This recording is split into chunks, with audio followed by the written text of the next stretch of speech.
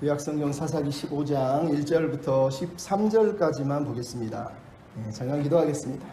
사랑하는 주님, 이 시간에 말씀을 묵상할 때 함께 하시고 우리가 삼손과 이스라엘의 인생을 보면서 우리의 삶에 도전이 되는 것들을 붙들고 하나님 뜻을 이루며 살 수 있도록 우리 마음을 주관하여 주시옵소서.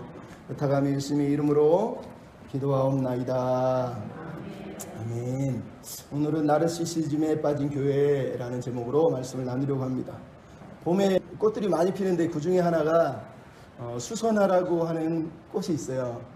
수선화라고 하는 꽃은 무척 예쁜 꽃이에요. 보시면 알지만 옆에는 꽃잎은 하얀데 안에는 황금빛 봉우리가 있습니다. 이게 수선화예요. 이 수선화의 이 꽃말은 나르키수스 아니면 나르시수스라고 합니다. 이 꽃의 유래가 바로 거기에 있기 때문이에요. 그리스 신화에 보면 나르시스라고 하는 청년의 이야기가 있습니다. 이 나르시스라고 하는 단어가 헬라어 단어는 나르키수스가 되고 영어로는 음역을 하면 나르시수스가 되는데 그냥 고유명사로는 나르시스라고 그래요. 그래서 옛날에는 나르시즘, 나르시스 이렇게 얘기했는데 요즘은 좀 아는 척하는 사람들이 나르시시즘, 나르시시스 뭐 이런 식으로 표현을 해요. 근데 나르시스나 나르시시스나 다 똑같은 말이에요. 중요한 건 이 수선화라고 하는 꽃말의 어원이 나르시스에게서 나왔어요. 그리스 신화에 나오는 이 청년은 물의 신과 강의 신에게서 태어나서 미소년, 즉 말 그대로 너무너무 꽃다운 아름다운 이쁜 잘생긴 청년이었어요. 그러니까 그 시대에 물의 요정을 비롯해 수많은 요정들이 이 나르시스를 유혹하기 위해서 연애 한번 하자고, 데이트 한번 하자고. 근데 나르시스가 매몰차게 다 거절을 해버립니다. 우리가 아는 신 중에 에코라고 하는 신이 있는데 에코가 메아리라는 뜻이거든요. 이 신이 나르시스를 너무 좋아했어요. 근데 나르시스가 거절을 한 거예요. 그래서 너무 억울해서 동굴로 들어가서 엉엉 울다가 몸은 사라지고 목소리만 울려 퍼진다 그래서 에코라고 얘기를 하는 거예요. 근데 나르시스에는 두 가지 전설이 있어요. 하나는 이 에코의 울음소리를 보고 아프로디테가 너무너무 마음이 아파서 자기 아들에게 에로스에게 야 저놈 벌 좀 줘라 그래서 에로스가 나르시스를 향해서 화살을 딱 쏘는데 사랑의 화살이 딱 박힐 때 처음 만나는 사람에게 반하게 만든 거예요. 근데 나르시스가 우물을 지나가다가 자기 얼굴을 보고 거기에 반해서 자기인 거를 처음에 모르다가 나중에는 내가 이렇게 잘생겼어 그러면서 몇 날 며칠을 우물만 쳐다보다가 물속에 그걸 잡으려다가 빠져서 죽어버려요. 다른 이야기로는 나르시스가 매몰차게 요정들을 거절하니까 요정들이 신에게 네메시스라는 복수의 신에게 찾아가서 저 나르시스에게 저주를 좀 해주세요 그랬더니 네메시스도 기분이 나빴으니까 저놈이 자기 얼굴을 보고 이게 반하게 해라 비슷한 저주를 내립니다. 근데 동일하게 나르시스가 우물을 지나가다가 우물 속에 비친 청년이 너무너무 아름다워 세상에 처음 본 아름다운 사람이었어요. 계속 보다가 몇 날 모치를 보다가 나중에 그게 자기라는 걸 깨달았음에도 불구하고 그 사람이 너무 예뻐서 왜냐면 그 다음에 뭐 거울이 없었나 보죠. 그걸 잡으려다가 물속으로 풍당 빠져 들어가서 죽어버립니다. 그래서 이 사람의 이야기를 가지고 심리학 용어로 나르시시즘이라고 하는 단어가 나왔어요. 1988년에 독일의 네케라는 사람이 이 단어를 만들었고 나중에 프로이트 때문에 유명해진 단어가 나르시시즘이에요. 나르시시즘의 의미가 뭐냐?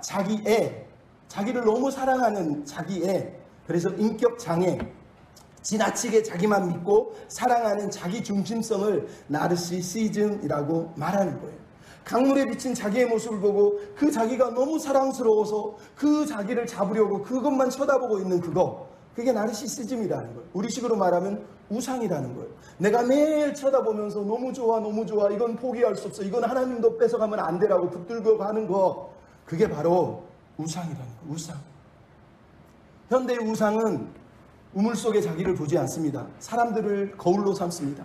사람들이 보는 저 사람이 나를 어떻게 평가할까? 그 사람을 무시하지만 그럼에도 사람들 앞에서 나는 대단한 존재로 보여주고 싶은 마음. 그래서 자기만 생각하고 자기 중심적으로 사는 그거를 나르시시즘이라고 그래요. 나르시시스트라고 하는 이런 심리학적 질병을 가지고 있는 사람들은 대부분 모든 걸 자기가 통제해야지 만족합니다. 남의 아래에 들어가지 않아요. 내가 다 휘둘러야 돼요. 통제력. 하나는 좀 폭력적이에요. 말이 폭력적이든가 얼굴이 폭력적이든가 손이 폭력적이든가. 왜? 자기가 원하는 대로 살아야 되니까. 그리고 약탈적이에요. 내가 다 가져야 되기 때문에 남의 걸 빼앗는 거예요. 이유는 내가 옳기 때문에, 나만 옳기 때문에, 다른 사람 말은 다 옳다고 여기지 않기 때문이에요. 이게 바로 나르시시즘이라고 하는 거예요. 이런 나르시시즘이라고 하는 이 정신병적 심리학적 질병이 세상에만 있는 게 아니에요. 교회도 있고 우리 안에도 있다는 거예요. 교회 안에서 열심히 예배하고 열심히 하나님을 찾는 우리 안에도 여전히 내가 주인 되고 내 마음대로 내 뜻대로 내가 원하는 대로만 모든 걸 다 이루어야지 만족하고 사는 그런 나르시시즘에 빠진 교인들, 그런 교회들이 이 땅에 많다라는 거예요. 이 건강하지 못한, 치유되지 못한 이 감정, 이 영성을 가지고 있는 사람들 때문에 교회가 깨지고 관계가 깨지고 삶이 깨지고 살아가는 거예요. 근데도 불구하고 내 중심, 나만이 옳다고 믿는 그 고집스러움 때문에 문제가 나에게 있다는 것을 보지 못해요. 그래서 자꾸 남에게 비판하고 정죄하고 남에게 화살을 돌리는 일이 벌어진단 말이에요. 원인은 그거예요. 하나님은 우리 안에 소원을 두시는데 우리가 자꾸 하나님의 소원을 외면한다는 거예요. 여러분 빌립보서에 보면 1장 6절에 너희 안에 착한 일을 시작하신 이가 그리스도의 날까지 이룰 것이다 라고 얘기합니다. 이어서 2장 13절에 너희 안에 행하시는 이는 하나님이시니 자기의 기쁘신 뜻을 위하여 너희로 소원을 두고 행하게 하시나니. 여기서 소원은 하나님의 소원이지 내 소원이 아니에요. 자꾸 우리는 이런 구절 보면서 하나님이 나한테 소원을 주셨어요. 이 소원이 하나님 거야. 그러니까 나는 이 소원을 이룰 거야. 그게 나르시시즘이에요. 성경이 말하는 건 하나님이 기쁘신 뜻을 두고 우리 안에 당신의 소원을 두고 그 소원을 이루겠다고 말하는 거지 네 소원이 하나님 거니까 이뤄봐 라고 말하는 게 아니란 말이에요. 근데 우리가 자꾸 이걸 내 소원을 하나님의 소원이라고 말하기 때문에 문제가 생기는 거예요. 그래서 고린도전서 6장 12절에 뭐라고 그러죠? 모든 것이 가하나 모든 것이 유익한 것이 아니다는 거예요. 여러분 우리가 세상을 살면서 내가 원하는 대로 다 가질 수 있어요. 하나님 믿으면서 다 갖고 싶은 대로 가져도 돼요. 하지만 유익하지 않단 말이에요. 영적으로 하나님 보시기에 유익한 게 아니란 말이에요. 그 유익한지 아닌지를 분별하는 게 하나님 말씀이고 하나님의 뜻이에요. 그래서 우리가 분별력이 필요하단 말이에요. 여러분 우리에게 나르시시즘이 걸려있다는 건 내가 여전히 하나님의 소원보다 내 소원, 내 꿈, 내 비전을 위해서 미친 듯이 달려가고 있다는 걸 얘기하는 거예요. 그래서 기도해야 돼요. 주님 내 안에 시작하신 일을 그리스도의 날까지 이루어 주시고 아버지의 선하신 뜻, 기쁘신 뜻을 다 이루어 주시옵소서. 이렇게 기도하는 사람이 돼야 돼요. C.S. 루이스라는 사람이 천국과 지옥의 이혼이라고 하는 책을 썼어요. 천국과 지옥은 만날 수가 없어요. 그래서 이혼이라고 쓴 거예요. 천국과 지옥이 이혼한다. 여기에 이런 내용이 있어요. 세상엔 두 종류의 사람이 있다. 한 사람은 하나님께서 그래 네 뜻대로 해라 라고 말하는 사람이 있고 또 한 사람은 아버지여 아버지의 뜻대로 이루어 주시옵소서 라고 말하면서 자기 뜻을 내려놓는 사람이 있다는 거예요. 세상엔 두 종류밖에 없는 거예요. 어떤 사람은 예수님처럼 아버지 내 뜻이 아니라 아버지의 뜻을 이루세요라고 말하는 사람이 있는가 하면 어떤 사람은 하나님이 너무너무 답답해서 아무리 얘기해도 안 되니까 그래 네 뜻대로 해라 네 맘대로 살아라 이렇게 말하는 사람이 있다는 거예요. 여러분은 어떤 사람입니까? 그래 네 뜻대로 살아. 여러분 그건 복이 아니고 저주예요. 저주. 내 뜻대로 다 이루어진다고요? 저주라니까요. 내 뜻이 꺾여지고 아버지의 뜻이 이루어지는 게 천국이고 하나님의 나라예요. 여러분 오늘 본문 15장에 나오는 이 삼손의 모습 그리고 이스라엘의 모습은 말 그대로 나르시시즘에 빠져있는 타락상을 적나라하게 다 보여주고 있어요. 저번에도 얘기했지만 삼손의 이야기가 사사기의 마지막 사사로 등장하는 이유가 그거예요. 사사 중에 가장 타락한, 사자 중에 가장 사사롭고 사사 중에 가장 못난 모습. 그 이전에는 죄를 지으면 하나님 앞에 부르짖으면 하나님이 심판한 다음에 회개하면 사사를 세우고 사사를 세우면 구원하고 구원한 다음에 평안함을 주시잖아요. 근데 기도원 때부터 천천히 뭔가가 사라지던 이따 때는 하나님이 기도했는데 응답도 안 하고 나중에는 평안함도 없어지는데 삼손 때 오면 구원도 없고 부르짖음도 없고 평안함도 없는 시대가 바로 이 삼손의 시대란 말이에요. 그래서 우리가 읽은 20절에 뭐라고 그럽니까? 블레셋 사람의 때에 삼손이 20년을 다스렸다고 써 있어요. 블레셋 사람의 때가 뭐예요? 하나님의 때가 아니에요. 하나님의 꿈, 하나님의 소망 이런 건 다 개나 줘버려 하면서 던져버리고 자기 꿈, 자기 비전에 붙들려서 이방 세계에서 만족하며 살던 때 이때가 뭐 블레셋의 때란 말이에요. 나르시시즘에 빠져서 자기만 만족하고 자기 만족을 위해서 우상이어도 괜찮아. 다 상관없어. 내 꿈만 이루어져. 내 소원만 이루어져. 이러면서 살았던 시대가 바로 블레셋의 때예요. 삼손은 그때의 사사로 살면서 블레셋의 꿈을 이루려고 살았다고 하는 말도 안 되는 일이 벌어졌단 말이에요. 여러분 이 삼손의 모습이 이스라엘의 모습이 우리의 모습이 기준을 잃고 소명을 잃어버리고 자기 만족을 위해서 타협하며 적당히 합리화하면서 살아가는 모습 얼마나 안타깝습니까? 학자 중에 샌디 호치키스 이름 외우기 쉽네요. 샌디 호치키스라는 사람이 나르시시즘의 심리학이라는 책에서 나르시시즘엔 7가지의 죄가 있대요. 그게 뭐냐? 하나, 환상 속에 사는 그대. 환상 속에 산다. 즉 자기만의 세상에서 산다는 거예요. 자기가 중심인 세상. 또 하나는 가장 우월해 나는 세상에서 그러면서 우월함을 자랑하는 교만한데, 근데 그 교만함이 너무 깨어지기가 쉽다라는 거예요.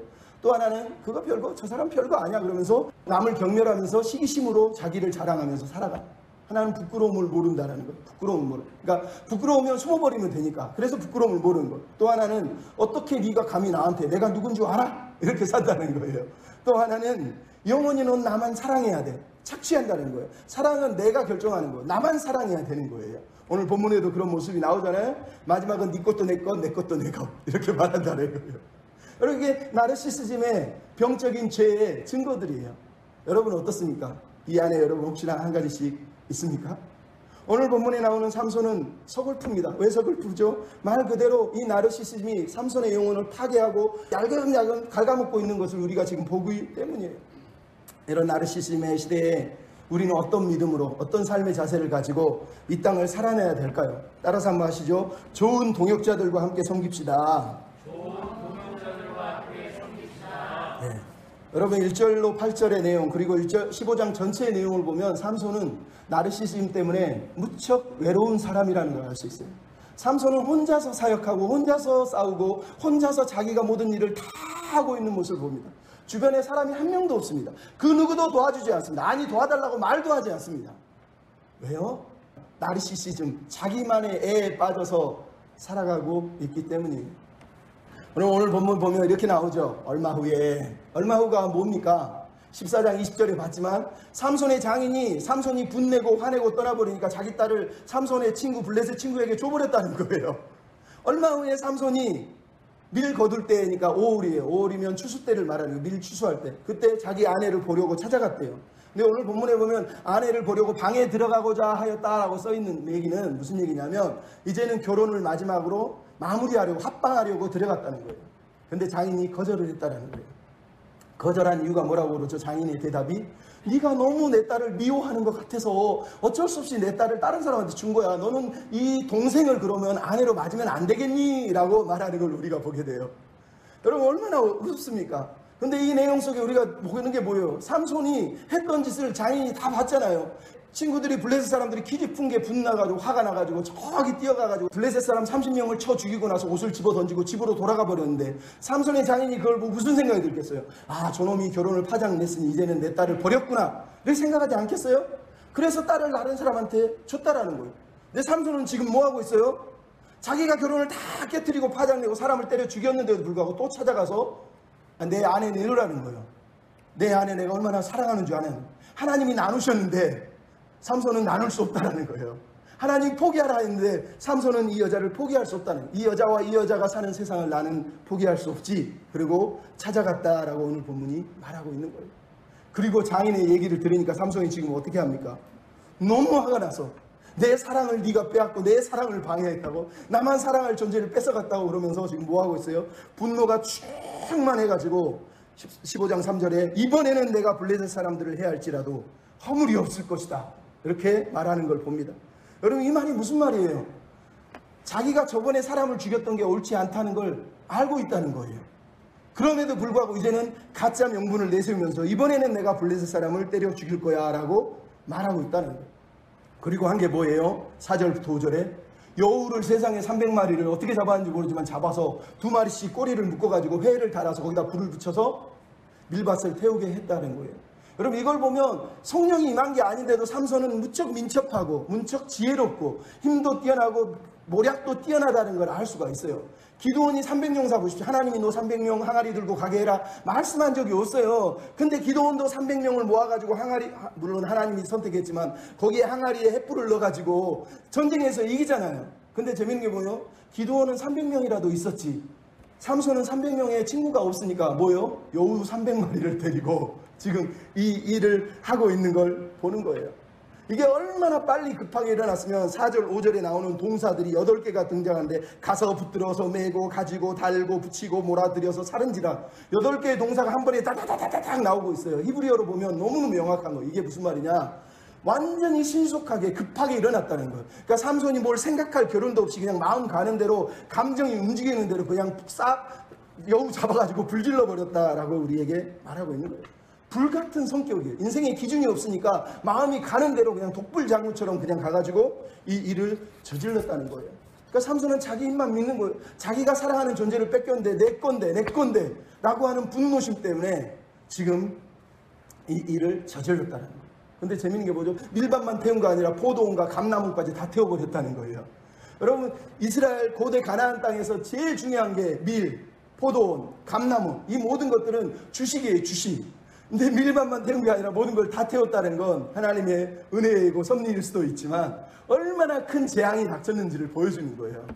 자기 분노 때문에 그 땅에 있는 모든 사람들의 곡식을 다 없애버린 거죠. 그랬더니 블레셋 사람들이 찾아와서 뭐라고? 누가 이 일을 행했느냐? 누가 이 일을 행했냐? 원인을, 제공자를 찾고 있어요. 근데 다 뭐라 그러죠? 삼손이 한 건 맞는데 삼손의 장인의 수수께끼 문제로 삼손의 장인 때문에 이 일이 일어났다라고 블레셋 사람들이 말하고 있다라는 거예요. 왜요? 삼손을 건들기가 너무 무서워서. 그래서 희생자 찾고 있는 거예요. 이게 가나안 문화예요. 가나안 문화는 결혼식 때도 그랬잖아요. 삼손의 아내를 붙들고 너 퀴즈 답 못 알아내면 네 집 내가 딱 불살라 죽여버릴 거야. 여러분, 이게 블레셋 사람의 문화예요. 복수 문화라는. 어떻게 해서든지 복수를 갚아요. 나한테 손해만 조금만 입히면 그 존재는 불살라서 없애버릴 정도로 복수심이 강하고 잔인한 존재들이 블레셋 사람이라는 거예요.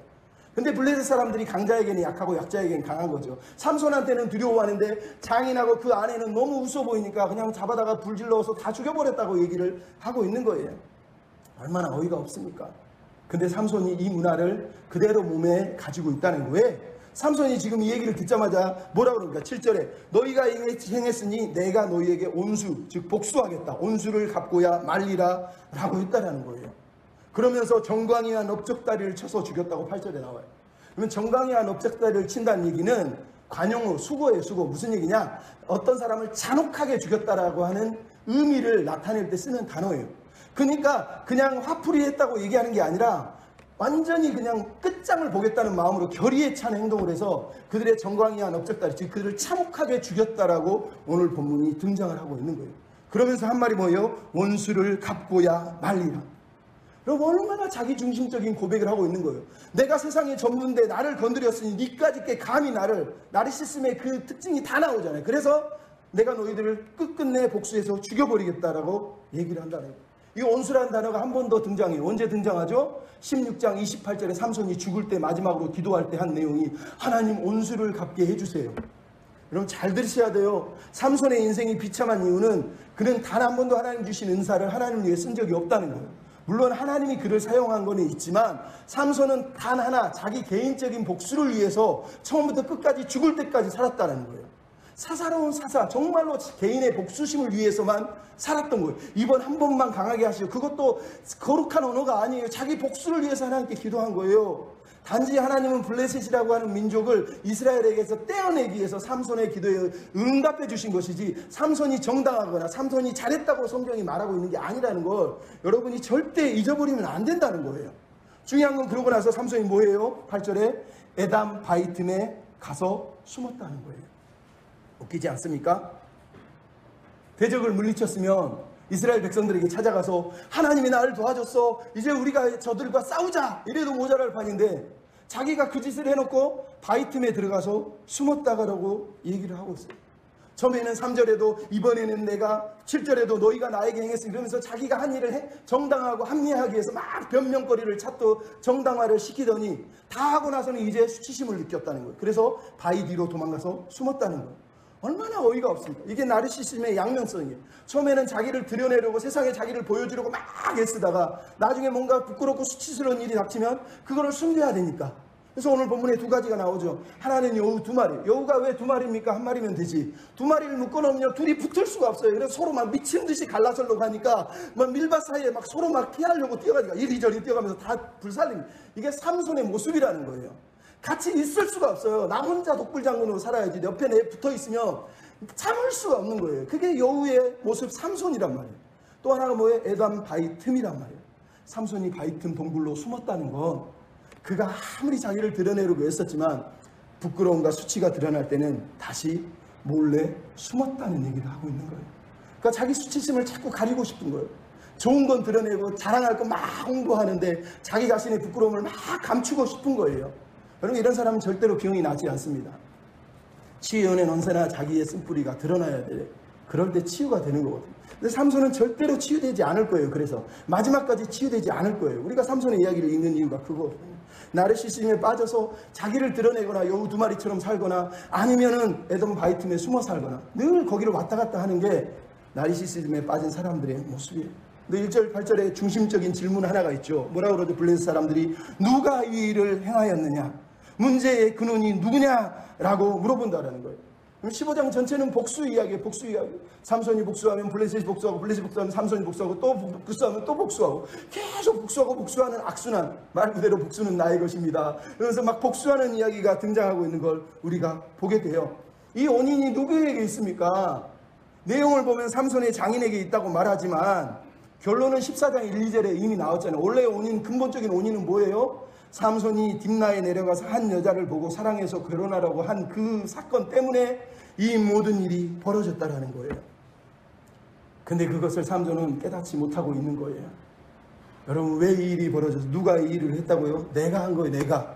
교만한 내가, 미련한 내가, 나만 사랑하는 내가 이 모든 불행을 저지른 거예요. 그래서 여러분, 자기애가 강한 사역자들은 외로워요. 하나님은 절대로 우리를 독불장군으로 사역하라고 부르신 적이 없어요. 성경은 심지어 처음부터 아담 옆에 하와를 만드시면서 돕는 배필, 동역자를 세우시면서 이 땅이 하나님의 동역자들을 통해서 함께 일하기를 원하시는 거예요.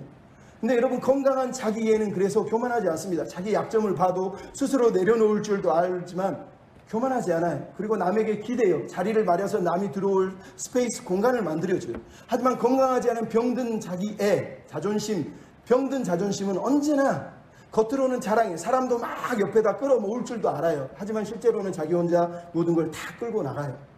그래서 외로워요. 사람에게 옆에 마음을 털어놓을 수가 없고, 옆 사람에게 진짜 중요한 자리는 내어줄 수가 없거든요. 그러니까 외로운 삶을 사는 거예요. 그래서 자기 동굴 속에 숨어서 늘 살아가고 자기만의 세계 속에 살아가는 일이 벌어지는 거예요. 왜 이게 비참하냐고요? 이게 사실은 자기를 혐오하는 죄예요. 죄. 진짜 자기를 만날 수가 없거든요. 하나님은, 성경은 진짜 내 모습을 하나님 안에서 발견하라고 말하는데 자꾸 자기의 얼굴을, 거울을 보고 우물 속에 비친 자기를 보고 사람들을 눈에 보이는 나를 보고 그게 나라고 믿으니까 하나님이 기대하는 나를 만날 수가 없는 거예요. 그게 불행한 거예요. 내 곁에 사람이 있느냐 없느냐를 말하는 게 아니에요. 일하는 스타일을 말하고, 말하는 스타일, 행동하는 스타일을 말하는 거예요. 남을 향해서 긍휼을 베풀고 마음을 열어서 겸손히 함께 하려고 하는, 주변을 돌아보는 그 마음을 얘기하는 거지, 맨날 뛰어다니고 일하면서 자기 감정만 소모하고 사는 삶은 나르시시즘에 빠져 있는 거란 말이에요. 세상에 괜찮아 보이려고 사는 삶, 그게 불행한 거예요. 하나님 앞에 내 영혼을 돌아보는 사람이 건강한 사람인 거예요. 여러분, 이 땅의 교회를 보십시오. 우리가 얼마나 자기의 나르시즘에 빠졌어요. 찬양할 때도 분위기가 막 뭔가 분위기를 느껴야지 찬양하는 사람들이 있어요. 그래서 내가 원하는 찬양이 안 나오고 내가 듣기 싫은, 내 마음에 안 드는 노래가 나오면 귀를 닫고 입을 닫아버리는 사람이 있어요. 기도하라 그러면 사람들 주변을 돌아보지 않으면 막 자기가 원하는 대로 뭐 기도든 방언이든 막 소리 질러가면서 그래야 속이 시원하다고 믿어요.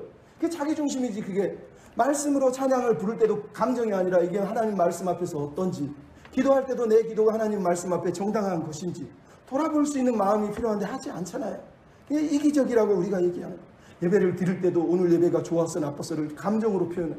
아니요, 여러분. 그 예배를 통해서 이 말씀이 정말 하나님의 말씀이었나? 아, 말씀에 이런 게 있구나. 하나님 뜻이 이거구나. 그걸 깨닫는 게 예배의 핵심인 거지. 내 기분이 좋았냐, 내 기분이 나빴냐는 아무 의미가 없는 거예요. 여러분, 오해를 하면 안 되는 거예요. 교회는 어떻습니까? 진리 위에, 성령 위에 서 있는 게 교회 아닙니까? 신령과 진정으로 기도하는 거 교회 아닙니까? 서로가 하나 되어서, 에베소서 2장 20절, 21절, 22절에 이렇게 써 있잖아요. 너희는 사도와 선지자들의 터 위에 세우심을 받아서 건물마다 서로 연결하여 주 안에 성전이 되어가고 예수 안에서 함께 지어져 가는 거예요. 교회는 나 혼자 세우는 게 아니에요. 함께 세워가는 거예요. 함께 세워가는 거예요. 여러분, 제가 필리핀에서 사는 한 8년 살았는데 필리핀 사람이 우리나라 사역자들하고 다른 점이 있어요. 우리나라는 담임 목사 그러면 담임 목사가 왕이에요. 주인이에요. 말 안 들으면 막 쫓아내고 잘라버리면 끝나요. 근데 필리핀은 서양 문화가 좋은 점이 그건데, 파트너십이라는 게 있어요. 같이 사역하지만 동역자를 인정해요. 그래서 같이 동역을 하는 거예요. 그래서 같이 의견을 조율하고 모든 것을 서로 나눌 줄 알아요. 이거 내 거야! 라고 말하는 사람이 없다는 거예요. 근데 우리나라하고 너무너무 그래서 차이가 많이 나더라고요. 제가 참 그걸 보면서 마음이 아팠어요. 왜 한국에서 사역하는 동안 조금만 마음에 안 들면 목사들이 너 나가, 너 필요 없어, 막 단칼에 잘라버리거든요. 얼마나 어이가 없습니까? 그게 나르시즘에 빠져 있는 거예요, 우리 이 땅의 교회가. 그래서 우리에게 필요한 건 여러분도 마찬가지예요. 나 혼자 다 하려고 하지 마세요. 같이 하려고 하세요. 내가 할 줄 알아도 잠깐 손을 내밀어서 같이 할래? 라고 말하면서 자기 인생의 마음의 공간들을 자꾸 열어주는 훈련을 해야 돼요. 그게 건강한 거예요. 우리 교회 얼마나 건강합니까? 제가 세상에 주일날 설교도 하잖아요. 감사한 거죠. 전도사님도 설교도 하잖아요. 감사한 거죠. 함께 세워져 갈 때 하나님이 기뻐하는 겁니다. 두 번째 따라합시다. 거룩한 소명이 있음을 잊지 맙시다. 오늘 본문 9절로 13절, 삼손이 블레셋 사람을 쳐 죽이고 동굴에 숨어 있었더니 블레셋 사람들이 레이에 편만했다는 엄청난 군대가 갑자기 전쟁을 일으켰다고 9절에 말하고 있어요. 전쟁하러 온 거예요. 전쟁하러. 세상에 이렇게 쳐들어온 블레셋 사람을 보면서 유다 사람들이 뭐 하고 있어요? 원인을 찾고 있어요. 블레셋 사람들이 했던 거하고 똑같아요. 무슨 일이냐? 왜 왔느냐? 그럼 이게 무슨 말이에요? 지금 이스라엘 사람, 유다 사람들은 블레셋 사람하고 똑같아요. 이 사건이 일어났을 때 그 원인을 하나님에게 기도하며 찾은 게 아니라 사람을 통해서 사람에게 이유를 찾고 있다는 거예요. 블레셋 사람들이 장인에게 희생자를 찾아서 죽였듯이 지금 유다 사람들은 삼손을 희생자로 삼아서 삼손을 묶어가지고 블레셋 사람한테 딱 던져버렸다고 오늘 본문이 우리한테 얘기하고 있잖아요. 이게 무슨 얘기인지 아시겠어요? 자기들의 세상을 건들지 말라는 거예요. 블레셋이 우리를 다스리고 있다고 11절에 얘기하잖아요. 하나님이 다스리는 세상은 필요한 게 아니에요. 다곤이 다스리고 블레셋이 다스리는 세상이 좋아요. 왜? 지금 평화로우니까. 저놈들이 우리를 다스려도 먹고 사는 건 건드리지 않으니까. 먹고 사는 것만 건드리지 않으면 누가 나를 다스려도 난 상관없어 라고 말하는 게 지금 이 블레셋에 사는 유대인들이라는 거예요. 여러분 정신 차려야 돼요. 이 땅의 교회가 하나님 믿는 사람들이 예수 왜 믿냐? 먹고 사는 것만 해결해 주면 된다는 거예요. 내 병만 치료해 주면 된다는 거예요. 여러분 왜 그런 하나님을 믿습니까? 하나님은 먹고 사는 것을 위해서 여기 있는 게 아니란 말이에요. 모든 삶의 기준이 먹고 사는 거예요. 저 사람이 먹고 사는 것만 안 건드리면 네 놈이 범죄를 하고 나쁜 짓을 해도 상관없어. 너 하고 싶은 거 다 해. 여러분 그렇게 살아야 되겠습니까? 이게 유다인들의 모습이라는 거예요. 왜 이게 비참합니까? 사사기 1장에 보면 하나님이 제일 먼저 가나안을 정복하라고 보낼 때 제일 먼저 올라간 민족이 누구예요? 유다 지파라면 유다 지파. 유다 지파가 올라가서 1장 18절에 보면 가사와 아스글론과 에글론과 블레셋 땅, 지금 삼손이 지금 지배당하고 있는 그 땅을 유다 민족들이 다스렸어요. 정복을 했었단 말이에요. 근데 그들이 지금은 뭐 하고 있어요? 블레셋이 우리를 다스리는 줄 알지 못하느냐라고 삼손을 책망하고 있다는 거예요. 하나님 주신 그 거룩한 소명을 잊어버리고 나는 하나님의 백성이고 이 땅을 정복해야 될 백성이라고 하는 하나님의 꿈을 던져버리고 개나 줘버리고 이제는 먹고 사는 것만 건드리지 마. 블레셋이 다스리면 어때? 평화롭게 살고 싶어. 삼손 너만 죽으면 될 것 같아. 그러면서 삼손을 묶어가지고 집어서 던져버렸다는 거예요. 그 대단한 지파가 가장 힘세고 가장 수많은 앞장선 선도해야 될 리더 지파가 완전히 몰락을 해서 세상과 버타고 살고 있고 사명은 던져버리고 살고 있는 모습을 우리에게 보여주고 있는 거예요. 10절에 그랬잖아요. 어찌하여 왔느냐? 블레셋 사람들이 삼손을 묶어가지고 데려가려고. 그랬더니 오늘 본문 13절에 삼손에게 말하죠. 너를 묶어서 저들에게 주려고. 여러분 이게 무슨 얘기인지 알겠어요? 블레셋이 쳐들어온 목적이 있는데 삼손을 묶어서 가려는 거예요. 근데 유다가 지금 뭐 하고 있어요? 블레셋 사람들의 목적을 위해서 삼손을 묶어서 그 목적을 이루어주고 있는 걸 우리에게 지금 보여주고 있는 거예요. 비참하지 않습니까? 하나님의 목적을 위해서는 꿈도 꾸지 않고 하나님의 목적을 위해서는 아무런 생각도 없는 인간들이 먹고 살기 위해서 블레셋의 목적을 위해서 세상의 목적을 위해서 삼손을 끌어묶어가지고 던져주고 있다는 거예요. 이게 비참한 거예요. 사사기가 막장이라는 게 뭐예요? 그 전에 사사들은 동역자도 있었어요. 옆에 친구도 있었어. 뿐만 아니라 그 전에 사사들은 그럼에도 불구하고 사람들이 뭐 가끔은 싸우는 적도 있었지만 그래도 함께 살았다는. 근데 오늘 본문은 뭐예요? 이제는 사사조차도 믿지를 않아요. 백성과 사사가 분리돼서 사사를 세상에 붙잡아서 묶어가지고 블레셋에게 던져주면서 죽이라고 줬다라고 성경이 우리에게 들려주고 있단 말이에요. 여러분 이게 슬픈 거예요. 더 이상 싸워야 될 거룩한 소명이 없어요. 더 이상 이 땅에서 살아내야 될 거룩한 소명과 사명은 그들에게 없는 거예요. 삼손이나 이스라엘 백성, 유다 사람이나 다 똑같아요. 나신이라고 하는 하나님이 구별한 소명, 부르신 소명, 하나님이 부르신 그 사명들은 다 던져버리고 자기 밥그릇 지키려고. 이건 내 건데. 내 것만 안 빼앗기면 돼. 그러면서 지금 살고 있는 모습을 우리가 보잖아요. 그래서 비난하고 헐뜯고 시기하고 다투고 싸우고 죽이려고 하는 거예요. 지난주에도 우리가 야고보서 3장 14절 말씀 읽었잖아요. 어디서 나온다고요? 마귀에게서, 귀신에게서, 세상적인 거 하나님께 주신 게 아니라는 거예요. 이 모든 것들은 마귀적인 거, 귀신적인 거라고 우리가 읽었잖아요.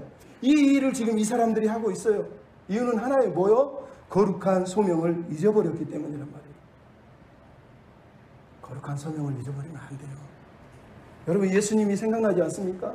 예수님조차도 이 땅에 오셔서 자기 백성을 구하려 왔는데 유다인들은, 이스라엘 사람들은 예수님을 십자가에 묶어서 로마인에게 넘겨줘서 죽게 했던. 삼손과 예수님은 비슷한 모습을 가지고 있어요. 근데 달라요. 삼손은 자기 마음대로 자기 뜻대로 자기 목적과 꿈을 위해 살다가 넘겨짐을 당한 거고, 예수님은 그 길을 포기하고 하나님의 뜻을 위해서 자기 생명을 포기하면서 십자가를 지고 자기 백성들에게 넘김받으신 분이란 말이에요. 전혀 다른 길을 통해서 우리는 이 삼손의 무너진 사사의 길을 예수님이 세우셨다는 것을 나중에 보게 된다란 말이에요. 그래서 우리에게 필요한 건 삼손이 아니에요. 삼손이, 인간 삼손이 힘이 세고 은사가 많다고 그게 뭐가 부럽습니까? 지 하고 싶은 대로 다 하는 게 뭐가 부럽습니까?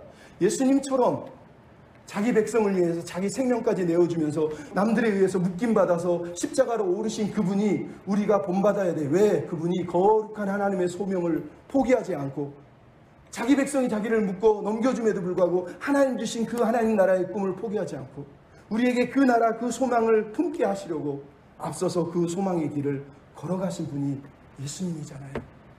그래서 우리에게 필요한 거예요. 삼손이 아니라 예수님처럼 살아야 돼요.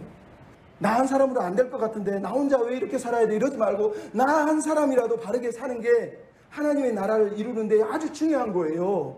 여러분, 조동아라고 하는 시인이 나 하나 꽃 피어라고 하는 시를 썼어요. 이렇게 썼습니다. 나 하나 꽃 피어 풀밭이 달라지겠냐고 말하지 마라. 내가 꽃 피고 나도 꽃 피면 결국 다른 방식으로 풀밭이 온통 꽃밭이 되는 것이 아니겠느냐. 나 하나 물들어 살인이 달라진다고 말하지 마라. 내가 물들고 너도 물들면 결국 온 산이 활활 타오르는 것이 아니겠느냐.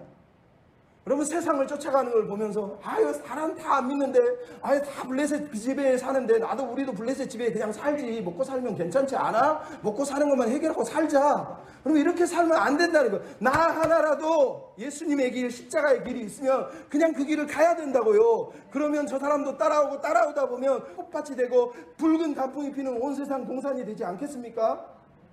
그 일을 위해서 살아야 되는 거예요. 세상 부러워하고 눈치 보면서 그렇게 살면 안 된단 말이에요. 여러분, 유석경이라고 하는 전도사 여자분이 한 분 계세요. 이분은 젊어서 열심히 교육하게 전공하다가 30대 초반에 돼가지고 미국 트리니티에 가서 신학 공부를 하고 한국에 들어와서 지구촌 교회에 전도사로 부임했는데 그 주에 직장암이 걸려서 그것도 말기라는 판정을 받았어요. 이제 사역을 하려고 그러는데 말기암 판정을 받은 거예요. 얼마나 놀랬겠습니까?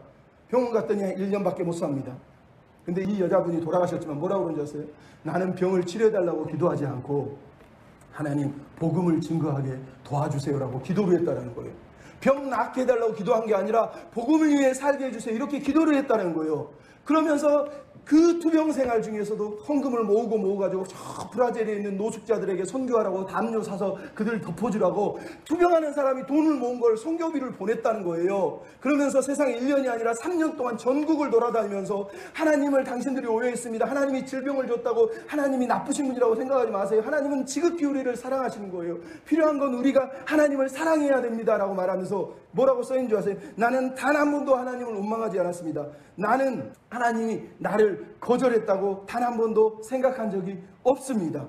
그래서 나는 하나님을 이해하려고 하지 않고 무조건 그저 하나님만 신뢰했습니다. 그냥 하나님만 신뢰했다는 거예요.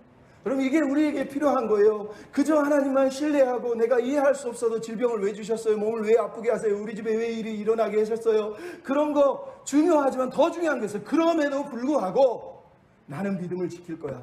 하나님을 신뢰하는 길을 포기하지 않을 거야. 비록 넘어지고 실패할 수 있지만 그럼에도 다시 주님 앞에 나와서 주님만 바라보고 사랑하고 의지하며 살 거야. 이런 믿음의 고백을 드리며 사는 저와 여러분이 됐으면 좋겠습니다. 나 하나 꽃 피어 모두가 꽃이 되고 나 하나 붉어져서 모든 세상이 아름다워지기를 꿈꾸는 예수의 길을 걸어가는 저와 여러분이 됐으면 좋겠어요. 우리 시간 찬양할 때 주님, 나는 연약하고 나는 실수하고 나는 넘어집니다. 나를 바라보지 않게 하시고 내 우상에 빠져 살지 않게 하시고 완전하신 주님, 주님을 바라보고 주님의 은혜에 붙들려 살게 해주십시오. 이런 마음으로 같이 기도하고 찬양하고 마쳤으면 좋겠습니다. 주여, 우리는 연약합니다. 도와주시고 붙잡아 주시옵소서. 우리 함께 찬양합시다. 하나